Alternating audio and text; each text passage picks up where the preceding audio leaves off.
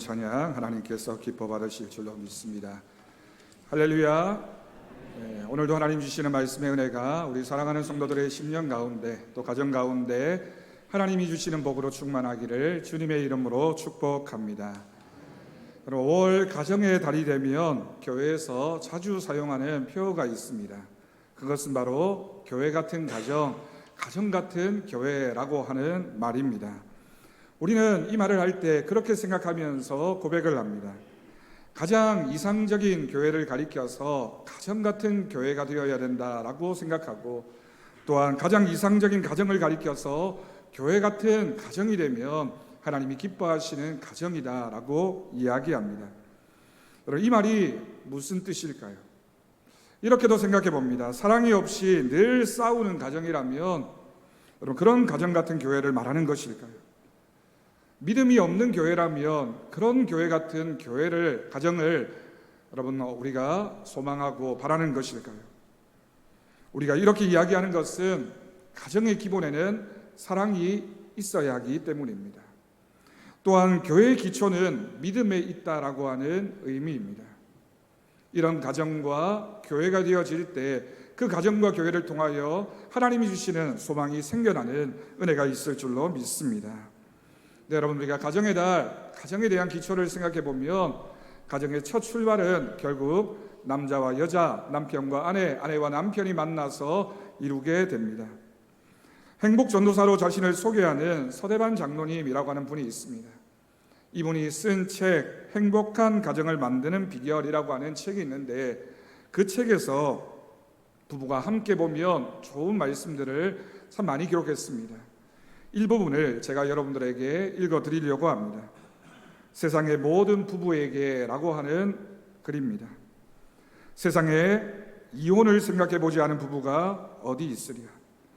하루라도 보지 않으면 못 살 것 같은 날들 흘러가고, 고민하던 사랑의 고백과 열정 모두 식어가고, 일상에 반복되는 습관에 의해 사랑을 바라면서 근사해 보이는 다른 부부들 보면서 때로는 후회하고, 때로는 옛사랑을 생각하면서 관습에 충실한 여자가 현모양처고 돈 많이 벌어오는 남자가 능력 있는 남자라고 누가 정해놓았는지 서로 그 틀에 맞추어지지 않는 상대방을 못마땅해 하고 자신을 괴로워하면서, 그러나 다른 사람을 사랑하려면 처음부터 다시 시작하기가 귀찮고 번거롭고 어느새 마음도 몸도 늙어 생각처럼 간단치 않아 헤어지자 작정하고 누구하고 살 거냐고 물어보면 10번 모두 엄마 아빠랑 같이 살겠다는 아이들 때문에 눈물 짓고, 비싼 옷 입고 주렁주렁 보석 달고 나타나는 친구, 비싼 차와 풍광 좋은 별장 가지고 명함 내미는 친구,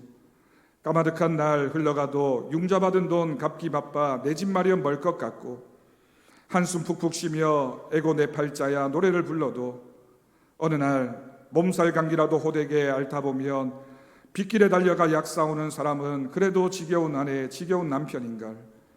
가난해도 좋으니 저 사람 곁에 살게 해달라고 빌었던 날들이 있었기에, 시든 꽃 한 송이, 굳은 케이크 한 조각에 대한 추억이 있었기에, 첫 아이 낳던 날 함께 흘리던 눈물이 있었기에, 부모상 같이 치르고 무덤 속에서도 같이 눕자고 말하던 날들이 있었기에, 헤어짐을 꿈꾸지 않아도 결국 죽음에 의해 헤어질 수밖에 없는 날이 있을 것이기에, 어느 햇살 좋은 날 드문드문 돋기 시작한 하얀 머리카락을 바라보다 다가가 살며시 말하고 싶을 것 같아. 그래도 나밖에 없노라고, 그래도 너밖에 없노라고. 여러분, 짧은 글입니다. 이 글 가운데 여러분 공감이 되는 부분이 있으십니까? 어느 부분이 공감이 되십니까? 생각해보면 두 죄인이 만나서 한 공간에서 사는 것이 부부인데, 가정인데 결코 그 일이 쉬운 일이 아닙니다. 너 없으면 못 산다고 했던 서로가 너만 없으면 잘 살겠노라고 말하는 그런 관계에 도달했어도 떠날 때쯤 되면 그래도 미운 정 고운 정이 들어서 사랑했다고, 그래도 나밖에는 너밖에는 없노라고 고백하는 것이 부부라는 것, 이것이 우리들의 모습입니다. 여러분, 어제가 5월 21일 부부의 날이었습니다.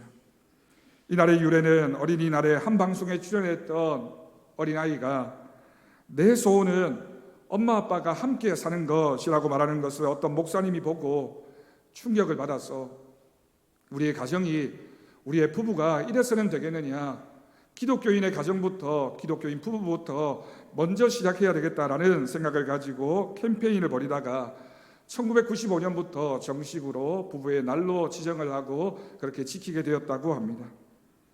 말로 서로 사랑한다고 고백하기가 어려우면 이날은 장미를 선물하고 작은 선물을 준비하는 날이라고 합니다. 남편은 아내를 사랑하는 의미로 붉은 장미를, 아내는 남편에게 사랑과 존중의 표시로 분홍 장미를 선물하면서 그래도 풋풋했던 시절, 연애 시절의 그 감정과 그 사랑을 한번 생각해 보라는 것입니다. 여러분, 갓 결혼한 부부라 할지라도 5년이 지나고 10년이 지나고 30년이 지나고 50년이 지난 부부라 할지라도 아직 우리에게 남아있는 시간이 있다면 부부관계는 서로 사랑을 확인하고 또한 한 가정이라는 믿음의 고백을 가지고 함께 만들어 가야 하는 모습입니다. 남자들은 사랑을 고백하는 것이 아무리 생각해도 어려운 일인 것 같습니다. 물론 부인들도 마찬가지입니다.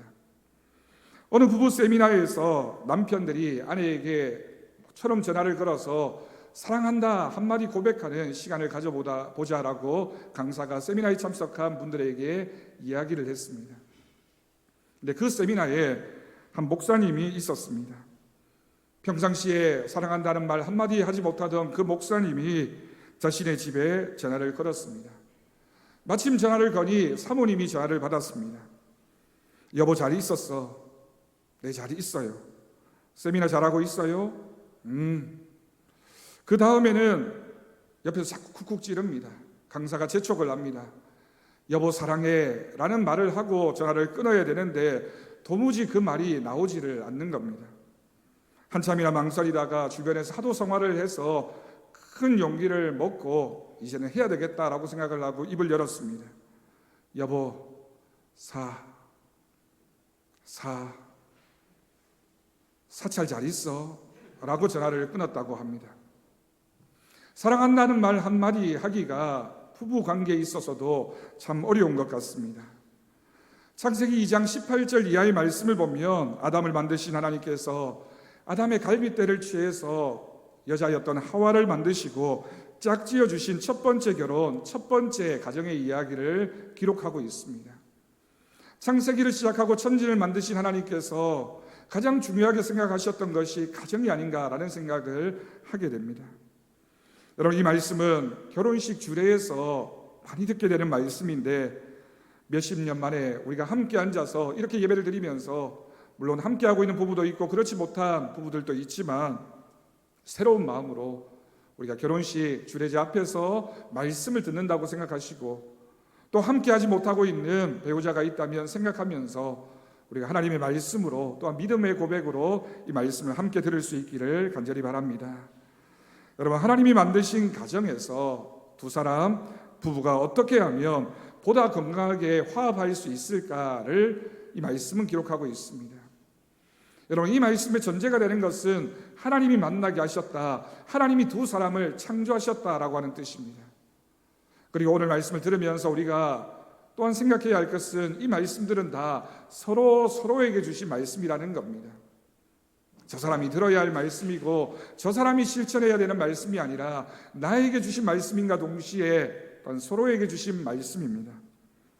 첫 번째는 서로 존중히 여기며 살아야 됩니다.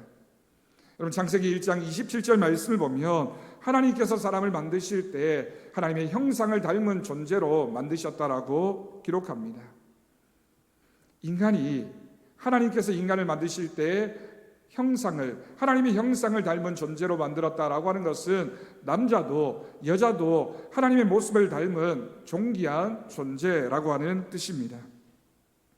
그러니 여러분, 서로 간에 서로 존중하고 귀하게 여기며 살아야 됩니다. 어떻게 보면 남남이 만나서 함께 살아가는 부부는 가장 가깝기 때문에 가장 어려운 관계일 수도 있습니다. 남편과 아내가 얼마나 많이 다릅니까? 또한 각자 다른 환경에서 각자 다른 가정에서 살아왔던 두 사람이 만난 것이 부부입니다. 오죽했으면 화성에서 온 남자, 금성에서 온 여자라고 할 정도로 정말 많이 다른 두 사람이 한 가정에서 만나게 됩니다. 많은 상처와 아픔을 가지고 살아갈 수도 있습니다. 그렇기 때문에 서로 좋은 관계를 소중히 가꾸는 관계여야 됩니다. 여기에 여러분 전제는 서로입니다. 서로를 바라보면서 어떤 마음을 가지느냐, 어떻게 우리가 서로에게 집중하느냐에 따라서 그 가정과 그 부부가 행복한 가정, 행복한 부부가 되어질 수 있습니다. 서로를 존중히 여겨야 됩니다. 탈무드를 보면 이런 이야기가 있습니다. 딸아, 만일 네가 남편을 왕으로 존경한다면 그는 너를 여왕처럼 존경할 것이고, 네가 계집종처럼 처신한다면 남편을 너를 노예처럼 다룰 것이고, 만일 네가 너무 자존심을 내세워서 그에게 봉사하기를 싫어하면 그는 힘으로 너를 하녀같이 부릴 것이다. 그리고 남편이 친구 집을 방문하러 갈 때에는 목욕도 하게 하며 몸치장을 잘 해서 보내도록 할 것이며, 남편의 친구가 놀러 왔을 때에는 극진히 대접할 것이다. 그리하면 남편으로부터 귀여움을 받게 될 것이다. 딸아, 언제나 가정에 마음을 쓰고 그의 소지품을 귀중히 여기라. 남편은 기꺼이 내 머리에 관을 씌워줄 것이라. 여러분, 이 말씀은 어머니가 딸을 시집을 준비하면서, 결혼을 준비하면서 교훈하고 있는 내용입니다. 그런데 이 말씀의 반대도 마찬가지입니다. 우리가 남편이 아내에게, 아내가 남편에게 서로 존경하고 존중하지 않으면 무시하고 서로를 밟으려고 하는 그런 관계가 될 수밖에 없다는 뜻입니다. 네, 여러분, 먼저 존중하려면 서로 간에 사용하는 언어가 중요합니다. 극존칭은 아니더라도 상대방을 무시하는 언어, 상대방을 깎아내리는 언어를 사용하면 안 됩니다. 어떤 부분은 평소에는 서로 편하게 말을 하다가 싸울 때 존칭을 쓰는 경우가 있다고 합니다. 여러분, 서로 존중한다는 것은 평소에도 또 늘 어떤 상황에서도 서로를 존경하는 단어를, 언어를 사용한다는 뜻입니다. 부부간에 나이 차이가 난다고 할지라도 야 라고 부른다든지 너라고 하는 표현은 삼가해야 할 것입니다. 남편이 없는 동안에 화가 난다고 욕을 하고 지까짓게 남편 베개를 발로 걷어차고 옷을 집어 던지면서, 물론 그렇게 화풀이를 하는 때도 있겠죠. 그러나 그 마음이 오랫동안 지속되지 않도록 화해할 수 있도록 추슬러야 됩니다. 그러기 위해서는 서로를 존중하는 마음이 우선입니다. 서로를 업신여기지 말아야 된다라고 하는 뜻입니다. 나보다 조금 부족할 수 있습니다. 그렇다고 무시해서는 안 됩니다. 또한 다른 사람들에게 상대방을 비하하는 말을 해서는 안 됩니다. 특히나 부부 사이에 상대방의 부모나 가정을 무시하는 말을 하는 것은 절대적인 금기어입니다. 서로 싸우더라도 폭언을 하거나 폭력을 행사하게 되면 씻을 수 없는 상처를 주고받게 됩니다. 서로를 지배하거나 억압하지 않고 서로의 의견을 존중히 여기는 것이 부부간의 관계에 있어서 가장 중요한 기초입니다. 요즘 우리 사회에서 자주 사용하는 말 중에 가스라이팅이라는 말이 있습니다. 내가 사랑하는 방식으로, 사랑이라는 이름으로 상대방을 내가 원하는 대로 조정하고 지배하려고 하는 그런 태도를 가리키는 표현입니다. 여러분, 서로가 존중하는 관계라면, 서로가 성숙한 인격자라면 누가 누구를 향해서 지배하거나 내 마음대로 해도 된다라고 생각하는 것은 폭력일 수밖에 없습니다. 상대방의 말에 귀를 기울여 들어주고 함께 지혜를 발휘하면서 타협해 가는 것이 부부입니다. 여러분, 부부간의 사랑을 가리켜서 타협의 예술이라고 합니다. 어떤 인간관계도 마찬가지이지만 서로가 서로를 존중하고 서로의 의견을 들으면서 타협점을 찾아가는 것, 끊임없이 타협해 가는 것이 아름다운 관계를 만들 수 있는 비결입니다. 한 예식장에 소속되어져 있는 전문 주례자가 결혼 예식을 진행하게 되었습니다. 요즘에는 그런 일이 많지 않은 것 같은데, 예전에는 결혼식장마다 이렇게 준비되어진 전문 주례자가 있어서 결혼 주례를 하는 경우가 있었습니다. 예식이 끝났습니다. 신랑이 주례자를 찾아와서는 이렇게 말했습니다. 주례비를 얼마나 드리면 될까요? 그 말을 듣고는 고민을 하던 그 주례자가 장난기가 발동해서 신랑에게 이렇게 얘기합니다. 당신이 신부가 예쁘다고 생각하는 것만큼만 달라고 이야기를 했습니다. 고민하면서 한참이나 신부를 떠올리던 그 신랑이 주례자에게 봉투에 10,000원짜리 한 장을 넣어서 전했습니다. 그 모습을 가만히 지켜보고 있던 이 주례자가 당황을 했습니다.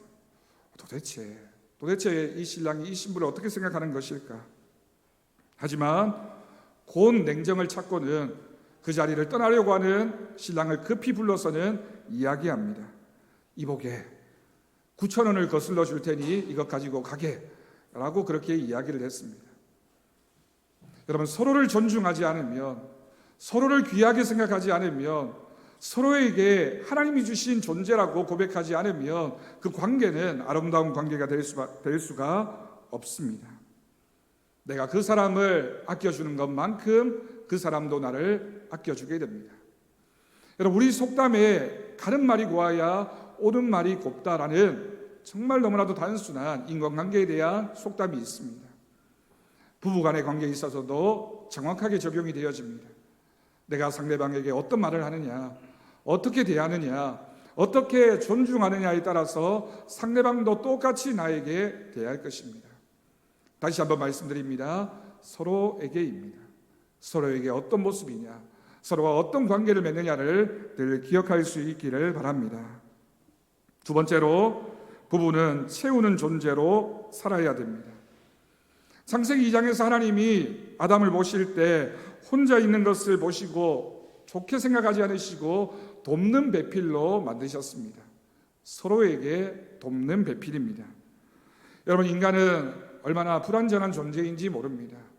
만약에 완벽한 존재였다면, 완전한 존재였다면 혼자 있는 것이 좋아 보였을 것이며 하나님께서 굳이 하와를 만드시지도 않으셨을 것입니다. 두 사람이 모두 불완전한 존재이기에 두 사람이 있어야지만 완전해질 수 있기 때문에 하나님께서 만드신 것입니다. 그러므로 서로의 부족을 바라볼 때마다 서로의 필요를 채워주는 존재가 바로 부부입니다. 남자들은 대부분 착각합니다. 나는 완벽하다고 생각합니다. 그러다 보니 아내를 향하여 요구하는 것이 많습니다. 평생을 살면서 바라는 존재, 저 사람은 나를 위하여 존재하는 그런 사람이라고 착각하는 것이 우리들의 모습입니다. 그러다가 채워지지 않으면 어떻게 됩니까? 화를 내거나 또는 그 관계가 어려움을 겪게 되고 깨어지는 경우가 많습니다. 이 모습이 남편에게만 있는 것이 아니라 아내도 마찬가지입니다. 남편을 끊임없이 다른 사람들과 비교하면서 우리 남편에 대한 내 생각과 내 만족이 채워지지 않으면 불평하고 불만하게 됩니다. 그러나 여러분, 남편도 아내도 불완전한 존재입니다. 서로를 향하여 부족함을 볼 때 그 부족함 때문에 우리가 갈등하고 어려움을 말하게 되지만 그 부족한 모습이 바로 내 모습이라는 것을 알게 되면 내가 저 사람의 부족을 채워야 되고 그 사람도 내 부족을 채워주는 것이 부부입니다. 서로의 필요를 알고 서로를 채워주는 존재, 끊임없이 완성을 향하여 나아가야 하는 존재가 바로 부부입니다. 서로의 부족과 필요를 알고 그것을 채울 때 만족이 있습니다. 그런데 그것의 가장 중요한 것은 싫어하는 일을 하지 않는 것입니다. 발전하면 서로 좋아하는 일을 해주는 것이 부부이겠지만 최소한의 부부관계를 유지하기 위해서는 저 사람이 싫어하지 않는 일을 적어도 하지 않는 것, 그것이 서로에 대한 예의입니다. 여러분, 우리가 직장에서 적응하려고 상사의 비위를 맞추려고 또는 관계성을 좋게 하려고 얼마나 많이 노력들을 합니까? 근데 그 노력만큼 우리가 가정에서도 하고 있는지를 생각해 보아야 합니다. 서로를 바라보면서 저 사람이 뭘 필요로 하고 있는지, 무슨 의도를 가지고 하는 말인지, 또한 나에게는 어떤 부족함이 있는지를 생각하면서 함께 목표를 향하여 나아갈 때 하나님께서 주시는 은혜가 있을 줄로 믿습니다. 세 번째, 부부는 사랑의 고백이 있어야 합니다. 아담이 하와를 처음 만났을 때 뭐라고 했습니까? 너무 기뻐하면서 이는 내 뼈 중에 뼈요 살 중에 살이로다 라고 감탄을 했습니다. 뼈 중에 뼈, 살 중에 살이라고 하는 것은 상대방이 내 것이다, 나와 동일하다라고 하는 그런 고백입니다. 그러니 여러분, 부부를 부부 되게 하는 것을 가장 첫 번째 기초는 바로 사랑입니다. 네, 여러분, 이 사랑은 감정이 아닙니다. 처음 남녀가 만났을 때에는 감정적으로 사랑할 수 있지만 그 시간이 지나고 나면 사랑은 의지가 되고 노력이 되어야 됩니다. 사랑을 유지하기 위해서, 그 가정의 사랑이 꼭 있기 위해서는 그저 감정적으로 내가 좋아하는 사람이니까가 아니라 이 가정을 하나님이 주신 가정으로 고백하면서 의지적인 사랑이 나타나야 됩니다. 여러분, 사랑이 무엇일까요? 여러분들은 사랑이 무엇이라고 생각합니까? 철진한 유행가의 가사처럼 사랑은 눈물의 씨앗입니다. 여러분, 눈물을 흘리려고 슬퍼하려고 결혼을 한 것이 아니지 않습니까? 우리의 가정이 사랑으로 충만하려면 우리가 꼭 준비해야 되는 것들이 있습니다. 성경이 말하는 사랑은 첫 번째로 상대방을 받아주는 것입니다. 상대방을 받아주는데 있는 그대로 그 모습을 받아주는 것입니다. 상대방의 고유하고 독특한 가치를 인정하고 받아들이는 것입니다.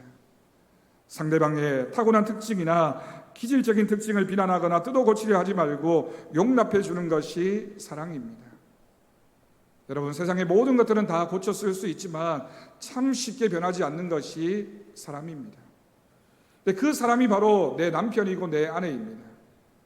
바꿔보려고, 고쳐보려고, 맞추어보려고 애쓰지만 어떤 부분은 변하는데 정말 변하지 않는 부분들이 늘 고질적으로 있어서 언제쯤 변할까라고 생각하지만 여러분, 어쩌면 우리가 하나님 앞에 서는 그날까지 변하지 않을 수도 있는 것이 사람의 성품이고 사람이 가지고 있는 특징입니다. 남자와 여자가 같은 사람이지만 얼마나 많이 다른지 모릅니다. 오죽하면 화성에서 온 남자, 금성에서 온 여자라는 말이 있을 정도로 결혼하기 전에 부모님이 달랐고 살아온 환경이 달랐고 생각하는 방식이 다르고 습관이 다르고 심지어는 음식에 대한 생각조차도 다른 것이 두 사람이 만나게 된 모습입니다. 그러니 여러분, 평생을 맞추어 가는 겁니다. 평생을 서로를 인정하며 존중하면서 상대방을 받아주어야 합니다. 결혼 전에는 서로 다른 것이 매력으로 느껴졌다가 결혼 후에는 그 다른 것 때문에 많이 싸우고 다투게 됩니다. 다른 것을 발견하고 다른 것을 알아내고 그것에 집중하게 되면 그 다른 것이 상처가 되고 아픔이 될 수밖에 없습니다. 미국의 대통령 중에 카터 대통령이 있었습니다. 이 카터 대통령은 평소에 정말 좋은 부부관계를 가진 대통령으로 유명한 사람입니다. 그런데 두 사람이 종종 싸우는 이유가 하나 있었다고 합니다. 카터는 여러분, 이름 때문인지 정말 칼같이 무슨 일이든지 칼같이 그렇게 하려고 하는 그런 성품이 있었다고 합니다. 특히나 시간을 지키는 일에는 남보다 10분 전에 30분 전에 꼭 가야지만 된다고 생각하는 것이 평소의 소신이고 철학이었습니다. 그런데 부인은 그것을 못 따라주는 겁니다. 부인 버릇을 아니까 남편은 그 약속 시간이 되기 전에 훨씬 이른 시간에 부인을 재촉하기 시작합니다. 적어도 몇십 분 미리 가자고 부인을 설득을 하고 조바심을 내고 준비하는 부인을 닥달을 합니다. 시간을 지키려고 애를 쓰는데 또 부인은 그런 모습이 아니니 얼마나 두 사람 간에 생각이 달랐을까요? 화장하느라 보면 시간이 길어집니다. 우리가 잘 알고 있는 것처럼 남자가 준비하는 것과 여자가 준비하는 것이 다를 수밖에 없습니다. 그럴 때마다 고성이 오가고 싸움이 일어나는 일이 잦았다고 합니다. 그래서 어느 때인가 부인 생일이 되어서 부인에게 카드를 쓰고 있던 이 카터 대통령이 마음에 큰 결심을 하게 됩니다. 내 부인이 아무리 고치려고 해도 못 고치는 저 버릇을 내가 수용해야지. 그러고는 카드에다가 이렇게 썼답니다. 여보, 내가 오늘까지 당신 너무 많이 괴롭혔는데 지금부터 당신은 시간 지키는 면에 있어서는 자유하시오. 내가 이제는 당신을 놓아주겠소 라고 썼습니다. 부인이 그걸 받고 얼마나 좋아했던지 자주자주 이런 말을 했다고 합니다. 우리 남편은 나에게 정말 좋은 남편입니다. 내가 남편과 살면서 참 행복했습니다. 그러면서 남편에게 당신이 나에게 준 가장 최고의 생일 선물은 시간 지키는 데서 자유하라라고 하는 말이었다라고 그렇게 고백을 했습니다. 이 대화를 들으면서 그런 생각을 합니다. 그래, 나는 변하지 않으니까 저 사람이 나에게 맞춰주고 나를 이해해야지. 그런 뜻이 아닙니다. 서로에게입니다. 서로가 서로를 바라보면서 이해하고 존중하고 인정해 주어야 합니다. 어떤 부인이 남편과 같이 배를 타고 가다가 질문을 했습니다. 이런 질문을 종종 하게 되는데 절대로 해서는 안 되는 질문을 이 아내가 했습니다. 당신 어머니와 내가 이 물에 빠지면 누구를 먼저 건져주겠느냐? 들을 것도 없는 무모한 질문입니다. 이 남편이 눈치가 없었습니다. 눈치가 없는 남편이 당연히 내 어머니지라고 대답을 했습니다. 남편은 계산적으로 여러 가지 생각을 했겠죠. 연로한 분이니까, 그래도 어머니니까 뭐 이런 생각을 했겠지만 부인에게 이 말이 얼마나 나쁘게 들렸을까요? 그러면서 무안했는지 한술 더 떠서 농담을 했습니다. 뭐라고 농담을 했는지 아십니까? 까짓거 당신 죽으면 나는 새로 장가들면 되지, 이런 얘기까지 해버렸습니다.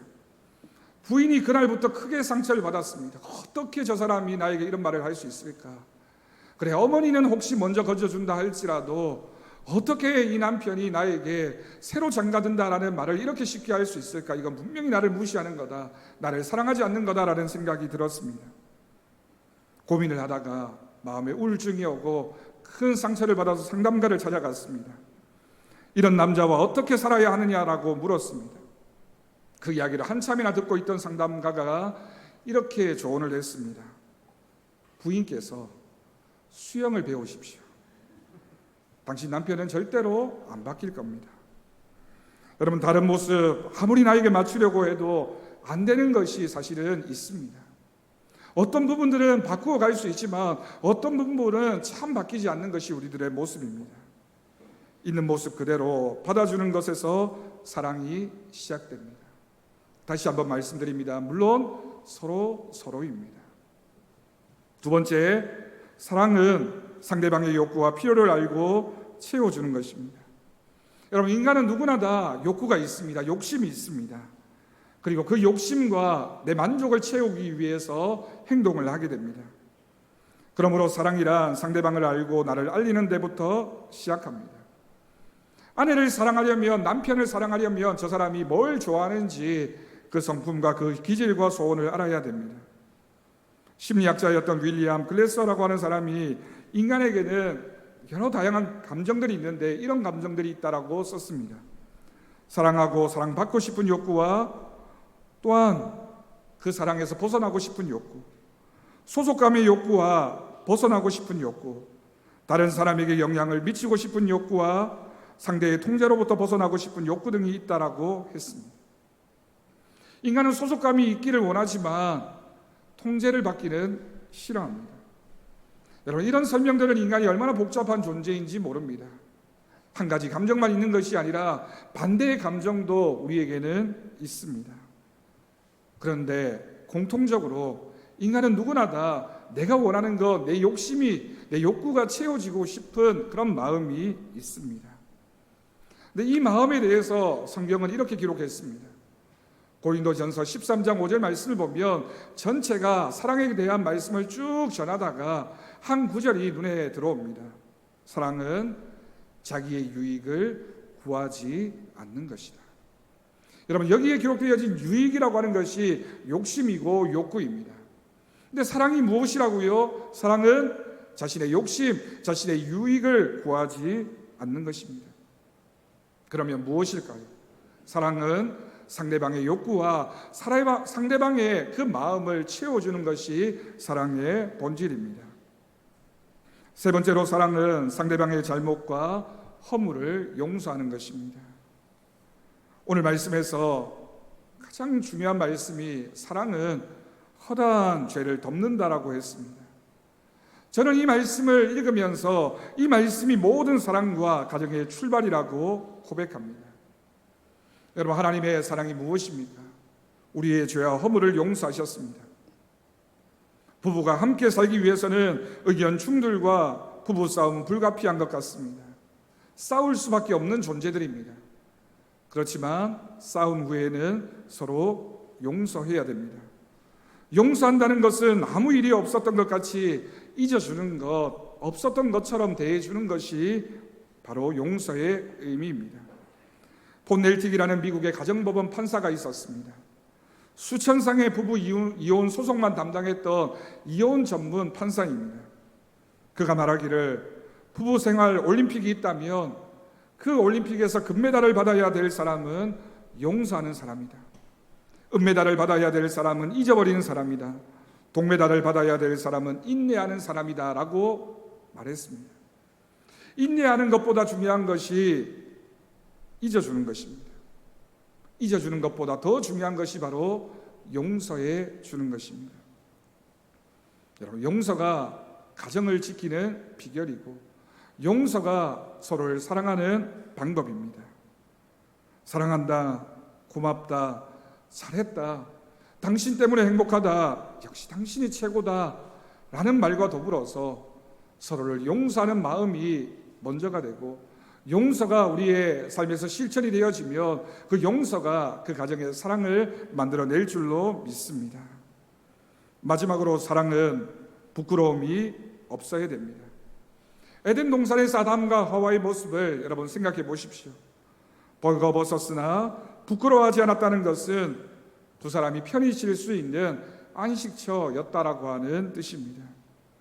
인간의 체면이나 자존심을 벗어버리고 가장 인간적인 모습으로, 가장 편한 모습으로 알몸으로 쉬는 곳이 바로 가정입니다. 여러분, 가정에서 넥타이를 하고 또는 정장을 입고 신발을 신고 사는 사람들은 아무도 없습니다. 가정에서는 계급장이나 훈장을 붙이고 사는 곳이 아닙니다. 가정은 비서를 거느리고 업무를 보는 직장도 아닙니다. 넥타이를 풀어야 되고 모자도 벗어야 됩니다. 모든 것을 내려놓고 쉴 수 있는 것이 가정입니다. 그러니 여러분, 가정에서 가장 인간적인 모습이 드러나게 되고 가장 인간적인 모습을 보았을 때 실망하거나 또는 불평해하지 말고 서로에게 편한 존재가 되어주는 것, 서로를 받아주는 존재가 되어주는 것, 그것이 가정의 모습입니다. 여러분, 가정은 천국이 될 수도 있고 지옥이 될 수도 있습니다. 허물이 다 보이면 지옥이 되고 허물이 감추어지면 천국이 되는 것이 바로 가정입니다. 여러분, 우리의 가정이 천국입니까? 지옥입니까? 결혼할 때는 두 눈을 부릅뜨고 배우자를 찾아야 됩니다. 저 사람이 어떤 장점이 있는지, 어떤 단점이 있는지를 잘 보면서 결혼을 준비해야 됩니다. 그러나 결혼을 한 후에는 한쪽 눈을 감아야 됩니다. 이후에는 장점만 있는 사람도 없고 단점만 있는 사람도 없기 때문입니다. 남편과 아내가 서로의 허물을 발견해내기 시작하면 여러분, 끊임없이 발견되어지는 것이 허물이고 잘못이고 실수입니다. 가정은 천국을 맛보는 공간입니다. 천국은 벌거벗은 자의 신비를 체험하는 곳입니다. 여러분, 천국에는 우리가 이 땅에서 사는 동안에는 옷도 필요하고 물질도 필요하고 많은 것을 소유하고 살다가 천국에 가면 모든 것을 벗어버리고 들어가게 됩니다. 천국은 명예도 자랑도 허물도 죄악도 벗어야지만 들어가는 곳입니다. 하나님의 말씀은 가정이 천국의 모형이라고 말합니다. 우리가 이 땅에 사는 동안 천국을 조금이라도 맛볼 수 있는 곳이 가정이 되려면 이 가정에서부터 하나님의 나라가 만들어질 수 있도록 하나님의 말씀이 풍성한 가정, 하나님이 주인 되시는 가정, 이 가정이 하나님이 기뻐하시는 행복한 가정이 되어질 수 있도록 기도하고 노력하며 우리의 모든 마음을 아끼지 않는 모습이 있어야 하겠습니다.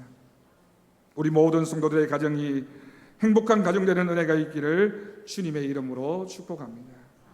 이 말씀을 듣는 분들 중에는 이미 배우자가 없는 분들도 계시고 여러 가지 아픔과 여러 가지 상황 가운데 있는 분들도 계실 것입니다.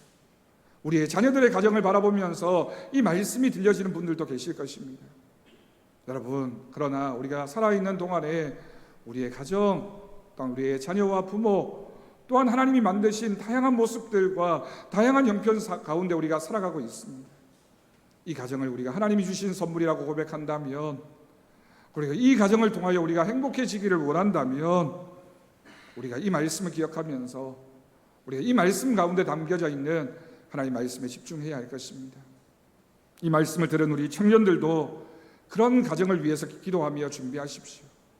우리가 이제 만들어가야 할 가정이 하나님이 기뻐하시는 가정, 또한 나도 행복하고 나는 내 배우자도 행복한 그런 가정이 되어질 수 있도록 그런 은혜를 누리는 저와 여러분 그리고 우리 모두의 가정이 되어지기를 주님의 이름으로 간절히 축원합니다. 기도하겠습니다. 하나님 아버지 감사합니다. 주님께서 우리에게 주신 선물 가정을 또한 부부관계를 아름답게 만들어가는 우리 모두가 되게 하여 주옵소서. 사랑은 허다한 죄를 덮는다라고 말씀하셨습니다. 서로를 이해하고 용서하고 서로를 품으면서 사랑으로 섬기게 하여 주옵소서. 혹 배우자가 없는 우리 성도들에게도 하나님이 주시는 위로와 만족과 은혜가 있기를 원합니다. 우리의 가정에서 또한 우리 자녀들의 가정에서 하나님이 주인이 되어주시고 하나님이 주시는 은혜가 풍성한 우리들의 모습이 되게 하여 주옵소서. 우리는 이 땅을 사는 동안 불완전한 존재로 부족한 모습으로 살아가지만 하나님이 주신 말씀에 집중하게 하시고 그 은혜를 누리며 믿음으로 살아가는 우리가 되게 하여 주옵소서. 감사드리옵고 예수님의 이름으로 기도드립니다. 아멘.